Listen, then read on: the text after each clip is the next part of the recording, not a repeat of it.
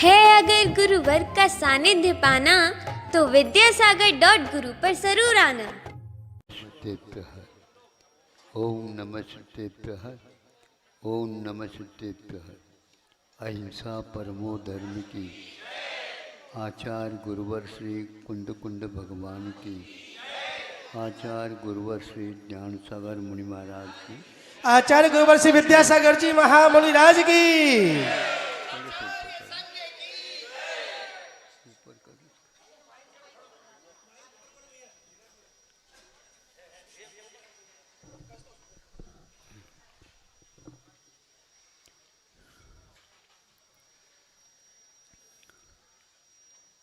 एक व्यक्ति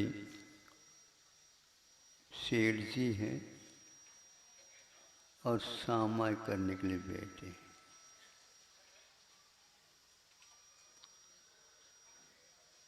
नियम था जब तक दीपक जलता रहेगा सामायिक करूंगा। तो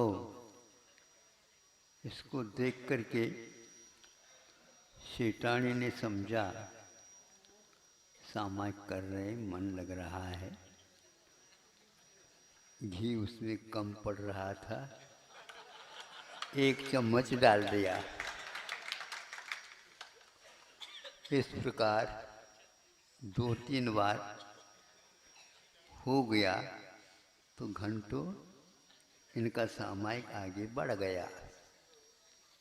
और आपको तो ज्ञात है जो सामायिक करने के समय पर यदि मरण हो जाए तो पक्का है, हाँ?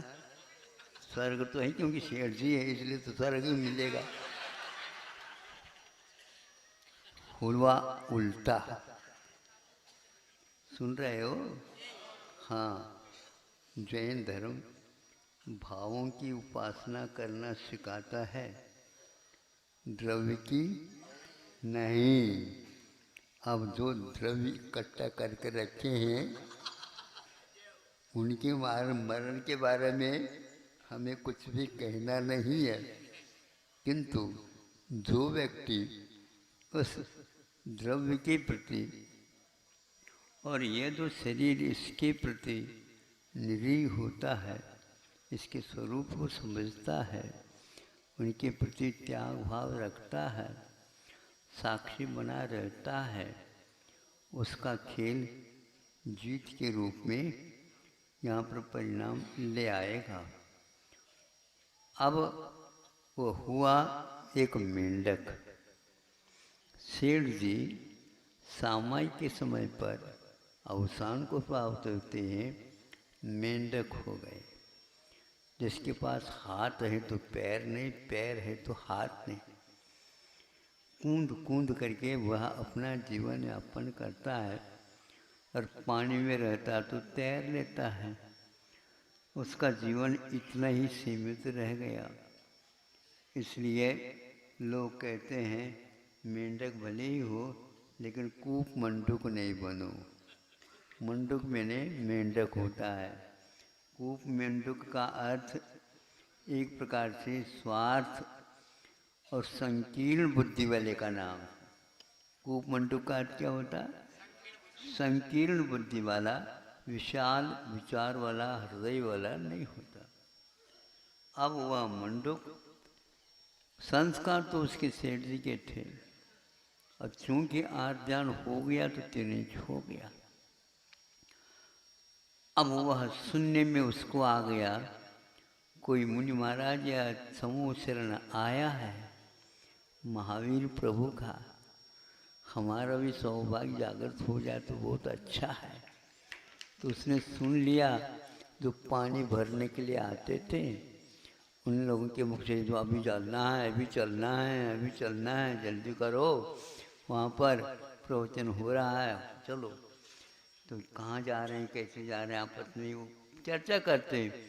उस मेंढक ने सुन लिया कि ये हो रहा है, तो बस उसने भी उसी कुएं में फूल की पांखली थी, उसमें से एक पांखली ले ली और मुंह में दबा लिया। हाथ में रख नहीं सकते, कूदना भी है तो वह चल दिया।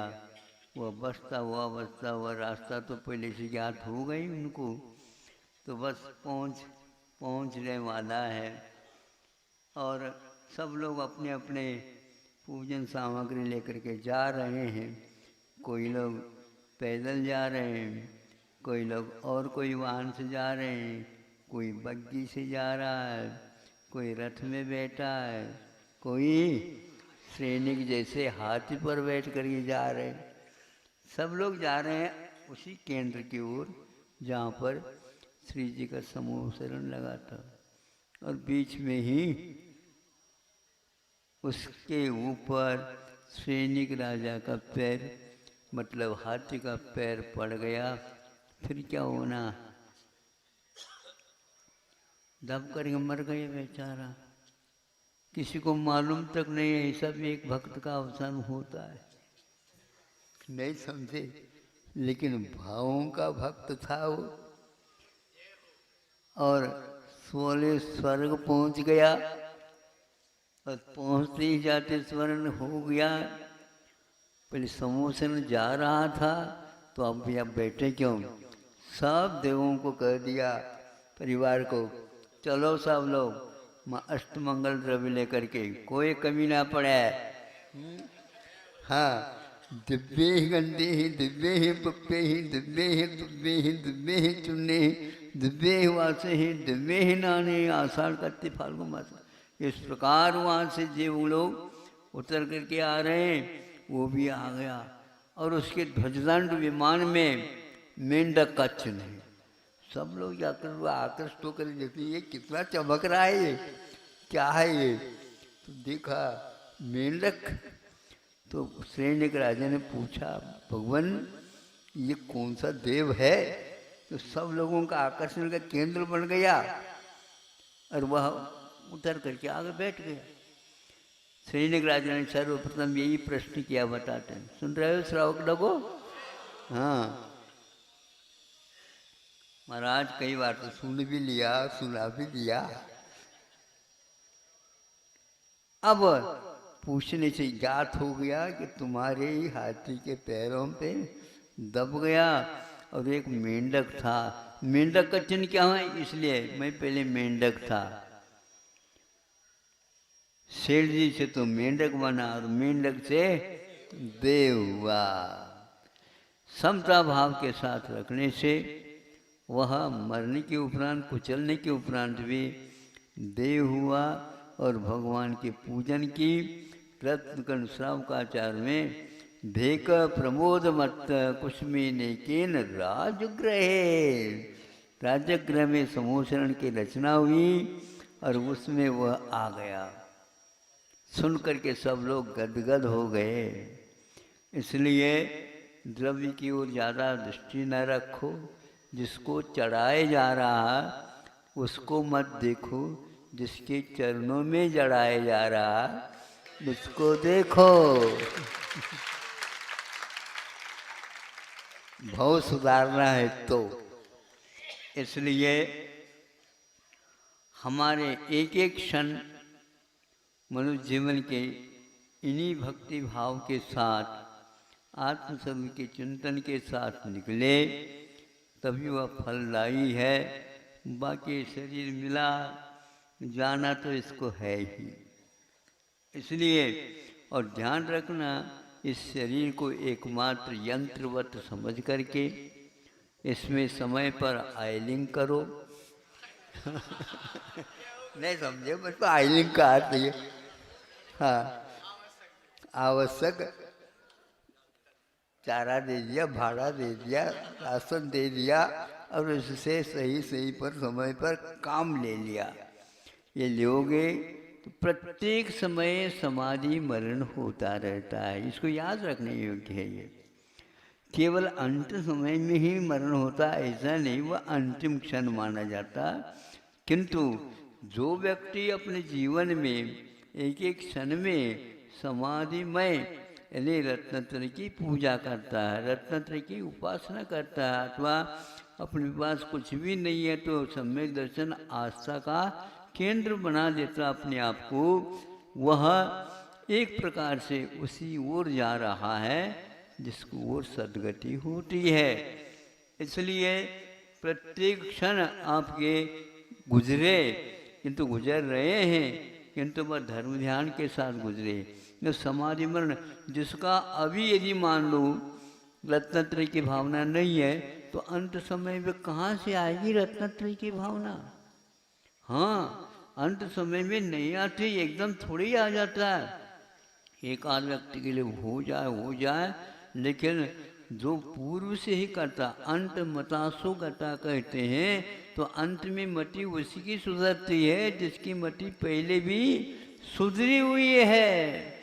इसलिए सुधारते जाओ, दूसरे को सुधारना नहीं, अपने आप को भगवान के वचनों को सुधारो और अपने आप को सुधारो। भगवान के वचन, गुरुओं के वचनों को सुधार करके, नहीं उसके सुधार मतलब उनको गलती निकालना, सुधारने से अच्छे अपने पवित्र हृदय से धारण करो और अपने जीवन को सुधारो। हाँ, अच्छी गति को प्राप्त हो। और जैसे उस मेंढक का उद्धार हो गया, उसी प्रकार अपने यदि करना चाहते हो तो स्वर्ग को भूलो नहीं, लेकिन स्वर्ग जाने के लिए फल की इच्छा नहीं करना, इतना ही सम्मोचन का लाभ हो जाए। इस प्रकार जो व्यक्ति अपने जीवन को बनाता है, बहुत ही अच्छे ढंग से अपने जीवन को सुंदर बनाने में लगा है, उसको देख करके भी कई लोग सुधर जाते हैं।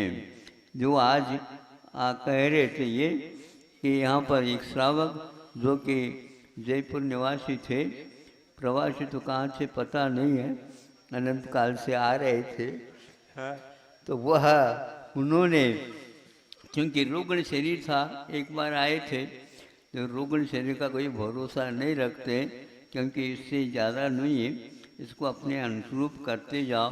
महाराज ये हमारे अनुरूप होता ही नहीं, हम क्या करें? करने का प्रयास तो करना चाहिए, क्योंकि शरीर जब तक अनुकूल नहीं होता तब तक जो है आपको अरम सिद्ध कहना भी बहुत कठिन होता है। आर ध्यान नहीं करते हुए इसके लिए भाड़ा देना होता है। हाँ, शरीर में ये कहा है, जो निरोग शरीर वाला होता है उसकी संलेखनादि विधिवत महीनों तक होती है, और यदि नहीं हो पाता तो एकदम त्याग करा नहीं सकते।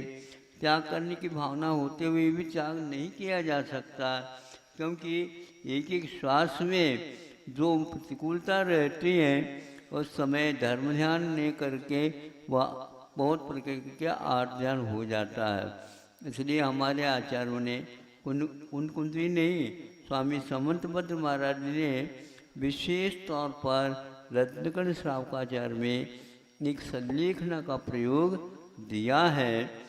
उनको स्वयं को भी इस प्रकार की भयानक व्याधि हुई थी, उसके फलस्वरूप उन्होंने जो अनुभव किया उसको रखा है, और ये वैसे ही संलेखना का प्रकरण, ये उसको यूँ कहना चाहिए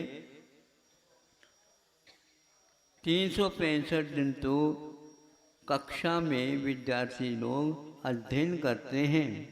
प्रत्येक वर्ष में 365 दिन होते हैं, तो ये सारा का सारा परिणाम जो निकलेगा वो परीक्षा के माध्यम से निकलेगा। एक आध हफ्ता या 4-5 दिन परीक्षा में लगते हैं, उस परीक्षा में जो परिणाम निकलता है पूरे वर्ष का लेखा जोखा गतिविधि उसमें आ जाता। उसी प्रकार यह है, जीवन पर्यंत भी आप लोग वचनों का पालन करते हैं, वह निश्चित रूप से आप प्रश्नावली को उत्तर के रूप में बहुत अच्छे ढंग से प्रस्तुत कर सकते हैं। इसकी साधना जीवन पर्यंत होना चाहिए। कभी भी ऐसा नहीं सोचना चाहिए अभी हमारी उम्र नहीं है। उम्र किसी के हाथ में नहीं रहते, आप ही उसके हाथ में हो जाते हैं। इसलिए उसको देख करके, शरीर की स्थिति को देख करके, निरोगी काया भी एक बहुत महत्वपूर्ण, पहली हो निरोगी काया, दूजी हो घर में माया। और माया ठगनी हो तो क्या करोगे? हाँ, इसलिए काया के अनुरूप माया को भी पा करके और गृहस्थ आश्रम को आप लोग अच्छे बनाएंगे और संतान को भी इसी प्रकार संस्कार देंगे तो अवश्य वो भी इसी रास्ते पर चल सके। ये सबसे बड़ा गृहस्थों का उपकार का क्षेत्र है। अपने संतान को, अड़ोस पड़ोस को, समाज को, देश को तक यही संस्कार मिलने चाहिए। आज इसकी बहुत गरीबी आ रही है। हाँ, नहीं समझे, हमारे सामने कोई एक आध गरीबी आता है, बाकी सब